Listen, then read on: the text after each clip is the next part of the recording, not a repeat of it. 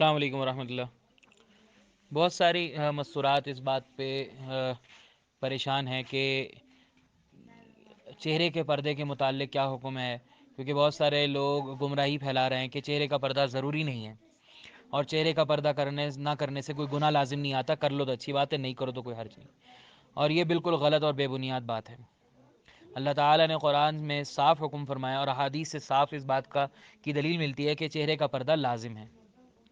اللہ تعالیٰ نے حکم فرمایا یا ایھا النبی قل لازواجک و بناتک و نساء المؤمنین یدنین علیہن من جلابیبہن، کہ اے نبی صلی اللہ علیہ وسلم اپنی بیویوں کو اور مومن اور ایمان والوں کی عورتوں کو یہ کہہ دیجئے کہ اپنی اوڑھنیوں کو اپنے چہرے پر آگے ڈال لیں۔ اس میں صاف اللہ نے حکم فرمایا اوڑھنیوں کو آگے ڈالنے کا، جس میں چہرے کا چھپانے کا حکم ہے۔ پھر اللہ تعالیٰ نے جب خیر القرون بہترین زمانے کے بہترین لوگوں کو آپس میں مرد و عورت کو بات کرنے کا حکم فرمایا، تو اللہ نے فرمایا وَإِذَا سَأَلْتُمُوهُنَّ مَتَاعًا فَاسْأَلُوهُنَّ مِنْ وَرَاءِ حِجَاب، تم میں سے کوئی ضروری بات کرنا چاہتا ہو ازواج مطہرات یا ایمان والی عورتوں سے تو پردے کے پیچھے سے بات کرے۔ اب بہترین زمانہ اور بہترین لوگ، آپ صلی اللہ علیہ وسلم کا زمانہ بہترین زمانہ، صحابہ کرام بہترین لوگ، ازواج مطہرات بہترین عورتیں، ان کو جو حکم دیا جا رہا ہے کہ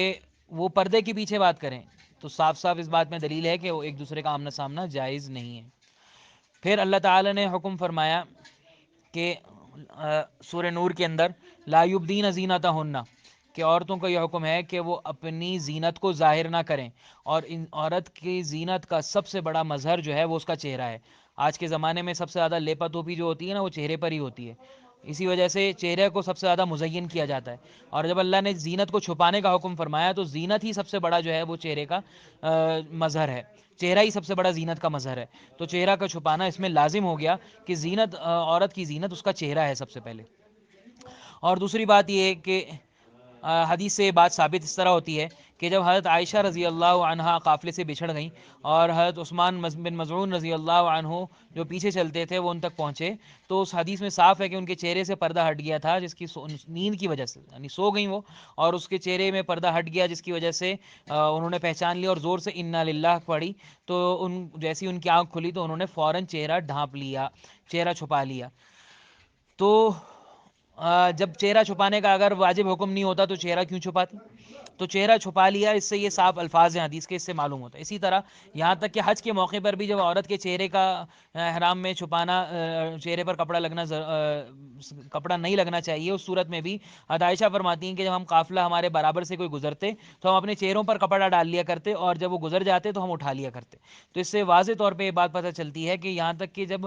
حج کے موقع پر بھی چہرے کو چھپا لیا کرتی تھیں، تو آپ صلی اللہ علیہ وسلم کے زمانے میں، حالانکہ صحابہ بہترین لوگ اور کوئی فتنے سے خالی لوگ، اس زمانے کے اندر جب یہ حکم تھا تو آج کے زمانے کی کیا بات؟ تو اس لیے یہ بات جو کہی جاتی ہے کہ چہرے کا پردہ ضروری نہیں ہے یا چہرے کا پردہ نہ کیا جائے، یہ بالکل بے بنیاد اور غلط بات ہے، اور یہ گمراہی پھیلانے اور فتنہ پھیلانے والی بات ہے۔ اور ایک اور سب سے بڑی دلیل کہ جب فتنہ ہو، یہ تو کوئی بھی اس بات کو تسلیم نہیں کرتا کہ جب فتنے کا خوف ہو، یعنی مرد اور عورت کے فتنے کا خوف ہو آپس میں، تو اس صورت میں چہرے کا پردہ تو یہاں تک کہ اس صورت میں تو کسی ڈاکٹر وغیرہ کو بھی دکھانا جائز نہیں ہے، تو اگر فتنے کا خوف ہو تو اس صورت کے اندر آج کے زمانے کے اندر عورت کا چہرہ کھولنا سے بڑا فتنہ کیا ہو سکتا ہے؟ تو اس لیے یہ بات قرآن اور حدیث سے ثابت ہے، جو کہ مختصراً و خلاصتاً میں نے ذکر کی ہے کہ چہرے کا پردہ ثابت ہے۔ اور یہ بات کہنا کہ چہرے کا پردہ نہیں ہے یا چہرے کا پردہ